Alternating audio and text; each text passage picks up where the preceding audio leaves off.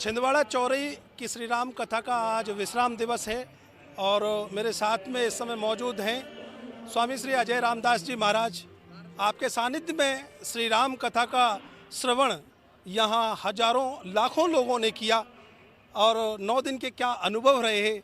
मेरे साथ में महाराज श्री खुद मौजूद हैं। आपका स्वागत है। सबसे पहले तो नमो राग भाई। संस्कृति चैनल में जो दर्शक देख रहे हैं, अभी लाइव चल रहा है, सबका मैं हार्दिक वंदन, अभिनंदन और छोटे बच्चों को और बड़े बुजुर्गों को सबको नमन करता हूं और छोटे बच्चों को लाड़ प्यार। मेरा महाराज से आपसे सवाल ये है, क्या आज विश्राम दिवस है? आज कहीं ना कहीं आप भावनाओं में भी बहेंगे क्योंकि सब लोग आज 9 दिन के बाद में सब जा रहे होंगे, तो क्या कुछ कहना चाहेंगे 9 दिन के अनुभव? आपको ज्ञात होगा, एक कथा आती है और उस कथा में हम देखेंगे कि एक नगर होता है और उस नगर में एक हाथी आता है। तो आज के समय में आप देखेंगे कि जितने हाथ हाथी के जोड़े जाते हैं, शायद ही कोई ऐसा जीव होगा जिसके हाथ जोड़े जा रहे हैं। मानते हैं? आप गांव में जब हाथी आता है तो बड़े बुजुर्ग कहते हैं कि छोटे बच्चों को देखो, गणेश जी हैं। आज अनंत गणेश चतुर्थी है, इसलिए मैं इस प्रसंग को बताना चाह रहा हूँ। मेरे स्मरण में था इसलिए मैं चर्चा करना चाह रहा हूँ। तो बड़े बुजुर्ग कहते हैं कि देखो गणेश जी आए, हाथ जोड़ो। अच्छा, बड़ी विडम्बना भी एक बहुत इस जीव के साथ है कि जितने लोग इसके पीछे पड़ते हैं, शायद ही कोई जीव होगा जिसके पीछे पड़ते हैं। मतलब यदि नगर में आ जाए तो उस नगर के कुत्ते इतने भौंकते हैं, इतने भौंकते हैं। आपने देखा है इन्हें? बिल्कुल देखा है, बिल्कुल देखा है। गांव में जब आता था तो ये प्रसंग कहीं ना कहीं से। हाँ, तो जब गांव में ये हाथी आता है तो कुत्ते बहुत भौंकते हैं। अच्छा, विचित्र बात, बड़ी प्रेरणादायक बात है कि हाथ भी सबसे ज़्यादा इसी जीव के जोड़े जाते हैं और भौंकने वाले भी सबसे ज़्यादा यदि किसी के पड़ते हैं तो वो हाथी के पीछे। तो लेकिन नगर में जब हाथी चलता है तो हाथी हाथ जोड़ने वाले के सामने रुकता नहीं है, उनसे प्रभावित नहीं होता और जो भौंक रहे हैं उनसे विचलित नहीं होता। ये हाथी की बहुत खासियत है। तो ये कथा भी मैं इसी रूप में ले रहा हूँ। बहुत दिन में साधु हो गया, संत हो गया, तो बहुत सारे लोग तरह तरह की बातें करने लगे। और जब मैं आया यहाँ लौटकर और मैंने ये आयोजन का जब संकल्प लिया कि मुझे कथा करानी है अपने माता पिता की स्मृति में, तो मैं कथा कराऊंगा तो वैसे तो सभी पूजनीय है, मैं कराऊंगा तो जगत गुरु रामभद्राचार्य जी महाराज जी से ये कथा कराऊंगा। तो मेरे साथ भी वैसी परिस्थिति बनी जैसे नगर में हाथी आता है। तो बहुत सारे लोग तो मुझे समर्थन करते हुए, बड़ा लाड़ प्यार करते हुए, बहुत आनंद के साथ मेरे साथ में रहे और इस कथा की तैयारी में लगे रहे। अब विडम्बना ये हो गई कि कुछ ऐसी परिस्थिति भी बनी कि अच्छा, एक बड़ी हाथी से यदि तुलना करें तो कुत्ते कभी आगे आके भौंकते नहीं हैं और पीछे भौंकना बंद करते नहीं हैं, उनकी खासियत है। तो आप बहुत गंभीर बात में कहने जा रहा हूँ। तो इस कथा के साथ ऐसे प्रसंग हुआ तो यदि मेरी भाषा यदि कुत्ते समझ पाते, हास्य वाला तो संदर्भ है, यदि मेरी भाषा कुत्ते समझ पाते और मैं पूछता कि भैया कुत्ते ये बताओ आप भौंक क्यों रहे हो हाथी को, तो शायद उनको मेरी भाषा समझ आती और मैं उनकी भाषा समझ पाता।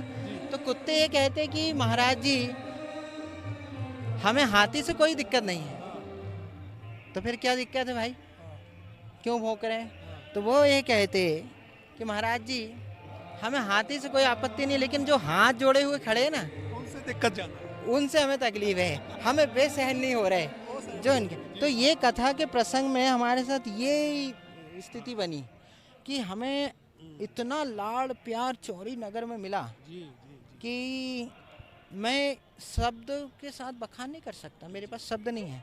मैं बहुत कम बोलता हूँ, और बोलता हूँ तो अच्छा बोलूँगा, शुद्ध बोलूँगा, मेरे दिल में लोगों को मैसेज देने वाला ही बोला जाएगा। मैं वो बोलूँगा।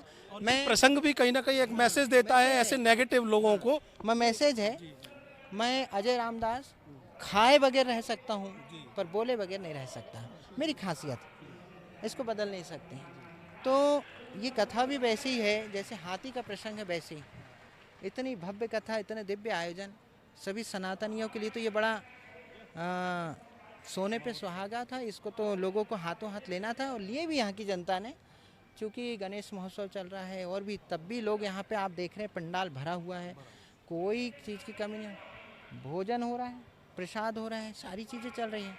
एक रूट कर जाता है तो यहाँ दूसरे 10 आ जाते हैं। उससे पता चलता है कि ये एक के कारण ये 10 नहीं आ रहे थे। तो ये बहुत अच्छा संदेश, और ये कथा ही हमने सामाजिक समरसता पर आधारित करें हैं। और आप संस्कृति चैनल में जो आप लोग इसमें सब कवर कर रहे हैं, तो आपने देखा होगा आज की डेट तक इतने बजे तक मैंने माइक हाथ में नहीं लिया हूँ। तो मेरा संदेश बिल्कुल स्पष्ट है कि जो कथा हो रही है, उस कथा के माध्यम से जो संदेश जाना चाहिए वो लोगों तक संदेश जाना चाहिए। बाकी ये हाथी और कुत्ते की कहानी तो आपको समझ आई गई होंगी। तो उसी कारण मैंने भी, मेरे साथ जब ये परिस्थितियाँ उत्पन्न हुई तो मैंने ना उनमें ध्यान दिया हूँ और ना विचलित होने की आवश्यकता भी नहीं है। के दिन भी मेरा चेहरा ऐसे ही था, और आज और अच्छा लग रहा होगा। नहीं, आज भी आप संत के रूप में और निखर के सामने आ रहे हैं। ये 9 दिन में हमने देखा है। और एक आभा मंडल होता है ना, वो आभा मंडल आपका और बना है इस 9 दिन में। जा पर कृपा राम की होई, ता पर कृपा करे सब कोई।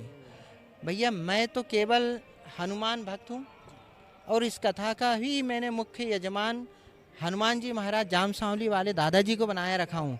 कोई जो मेरा विरोध करेगा, जो मेरा बहिष्कार करेगा, मेरा तिरस्कार करेगा, मेरा पानी बंद करेगा, मेरी बिजली बंद करेगा, तो वो मेरी तो कर ही नहीं रहे। मैं तो अच्छे कमरे में सो रहा हूँ, एसी कमरे में। यहाँ तो हनुमान जी महाराज साक्षात इसके यजमान हैं। और कष्ट पहुँचा, हाँ, कलयुग में जब जब होए धर्म की हानि, बाढ़े असुर अधम अत्य अभिमानी, तो तब तब विभिन्न शरीर रखकर भगवान आते हैं। तो किसी न किसी रूप में आए हैं। तो ये समझ लीजिए कि ये तो महाराज जी सारे जो विषय हुए वो नेगेटिव और निशाचर प्रवृत्ति के लोगों के बारे में आपने बताया। अब हम जो बात करेंगे वो राम भद्राचार्य जी महाराज के बारे में बात करेंगे, गुरु जी के बारे में बात करेंगे। गुरु जी और आपका जो लाड़ रहा 9 दिन में, वो क्या रहा? आपको मैं वास्तव में बताना चाहता हूँ। कोरोना काल में मेरे पिताजी में मेरे हाथों में दम तोड़ा है। मैं बहुत कम अपने गांव में रहता था।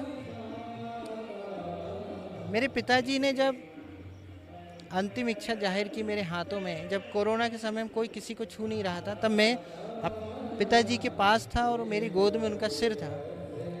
उन्होंने बताया, प्राण त्यागते समय उन्होंने मुझे अपना जीवन का संकल्प बताया कि मैंने अपने जीवन काल में भगवान श्री रामचंद्र जी की कथा कराने का संकल्प लिया था। आर्थिक स्थिति के कारण वो ऐसा कोई दिव्य आयोजन, भव्य आयोजन करा नहीं पाए। उन्होंने मुझे जब गोलोक के लिए जब वो प्रस्थान कर रहे थे, तब उन्होंने मुझे ये बात से अवगत कराई। तो मैंने उन्हें वचन दिया, हाथ में मेरे गंगा जल था, और मैंने कहा कि आपकी सदगति हो, आप निश्चिंत होकर आप देवलोक गमन करें, और ये संकल्प पूरा कराने की जिम्मेदारी मेरी है। पुत्र की जिम्मेदारी, जब उनकी संपत्ति पे आपका अधिकार होता है माता पिता की, तो उनके संकल्प पे अधिकार क्यों नहीं होना चाहिए? मैं तो ये कहना चाहता हूँ कि संपत्तियों पे अधिकार करना छोड़िए, उनके संकल्प, अच्छे जो संकल्प उनको पूरा करने का अधिकार रखिए। तो मैं ऐसी भावना से मैंने संकल्प लिया, और उसी के कुछ समय बाद मेरी माता का भी स्वर्गलोक गमन हुआ। तो माता जी ने भी मुझे एक विषय का बहुत देवलोक गमन के समय मुझे संज्ञान कराया कि मैंने श्रीमद् भागवत कथा का संकल्प ली थी, वो कर नहीं पाई। तो अब मेरी स्थिति ऐसी हो गई कि मुझे राम कथा भी करानी है और श्रीमद् भागवत कथा भी। तो यहाँ अभी जो श्री राम कथा चल रही है, आपको अभी श्री राम कथा का पता है, लेकिन यहाँ मूल पाठ श्रीमद् भागवत गीता का भी चल रहा है। अच्छा, हाँ, तो हमें तो अभी जानकारी आपसे ही प्राप्त हो रही है। हाँ, तो हमने मूल पाठ यहाँ पे जो है श्रीमद् भागवत कथा का चल रहा है और जगत गुरु रामभद्राचार्य जी महाराज जी के माध्यम से श्री रामचंद्र जी की कथा हो रही है। तो जब ये विषय मैंने जगत गुरु परम पूजनीय प्रातः स्मरणीय पूज्यपाद स्वामी श्री रामानंदाचार्य स्वामी रामभद्राचार्य जी से ये विषय अवगत कराया तो उन्होंने कहा कि मैं कथा करूँ और मुझे ये कथा मिल गई और मेरे सब सहयोगी से ये कथा संपन्न हो रही है।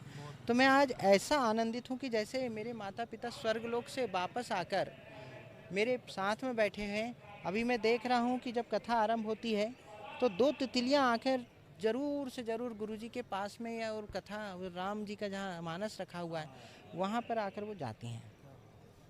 तो मैं तो ऐसा सोचता हूँ कि जगत गुरु रामभद्राचार्य जी महाराज जी के रूप में मेरे माता पिता पुनः मुझे मिल गए और मैं वाकई में उनको जब वो मुझे गले लगाते हैं तो अब तो उन्होंने मुझे कह भी दिया है, आपने सुना है कि ये मेरे नाती चेला हैं। क्या बात है, बहुत बड़ा दर्जा भी दे दिया है उन्होंने आपको।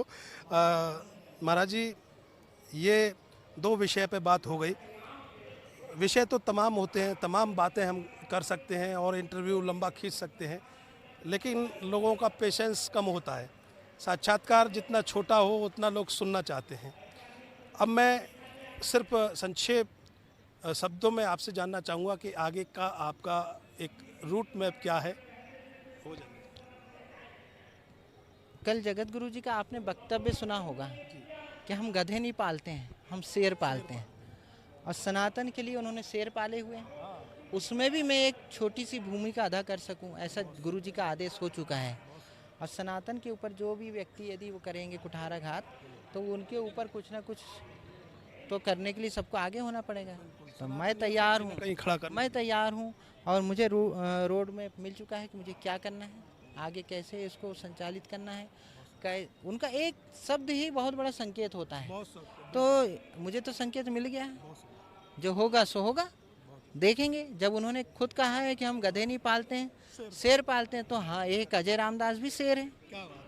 बिल्कुल, बहुत बहुत धन्यवाद गुरुजी आपको इतना समय प्रदान करने के लिए। 9 दिन में आप पूरा व्यस्त रहे, हमें भी ज़्यादा साक्षात्कार करने का अवसर प्राप्त नहीं हुआ।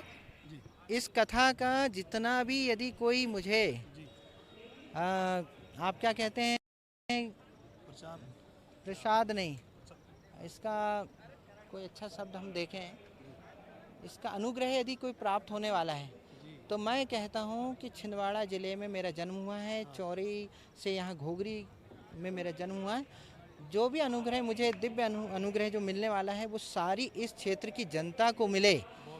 मुझे उसका आखिरी का एक सुई की नोक के बराबर का भी मुझे कोई लालच नहीं है कि मुझे उसका कोई श्रेय मिले या आप कहें उसको पुण्य मिले।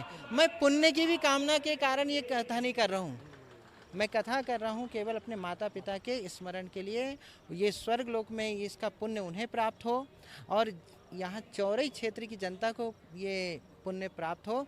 चौरई क्षेत्र के एक एक जनमानस के जो दीन दुखी हैं उनके सारे संकट हर ले राम कथा से। मैं ऐसी भावना से कथा कर रहा हूँ। ना मेरा इसमें राजनीतिक उद्देश्य है और ना ही मुझे ना स्वर्ग की कामना है ना मोक्ष की कामना है। मैं बार बार इसी भूमि में जन्म लेना चाहता हूँ। ना मुझे स्वर्ग चाहिए ना कोई मोक्ष चाहिए। जिस भूमि में भगवान श्री रामचंद्र जी का जन्म हुआ है मैं ऐसी भूमि को छोड़ना नहीं चाहता। बहुत सुंदर। आप मेरे साथ में स्वामी श्री अजय रामदास जी महाराज थे, क्योंकि बेबाक बातें आपने की और रामभद्राचार्य जी महाराज ने हमेशा शेर पालना सीखा है, शेर पाले हैं और सनातन के लिए, राष्ट्र के लिए वो शेर निरंतर काम कर रहे हैं। उनमें से एक छोटी सी भूमिका स्वामी श्री अजय रामदास जी महाराज की हमेशा उनके चरणों में रहेगी, राष्ट्र के चरणों में रहेगी, सनातन के चरणों में रहेगी। आगे भी नए विचारों के साथ फिर उपस्थित होंगे, तब तक मुझे दीजिए अनुमति। प्रणाम। जय श्री राम।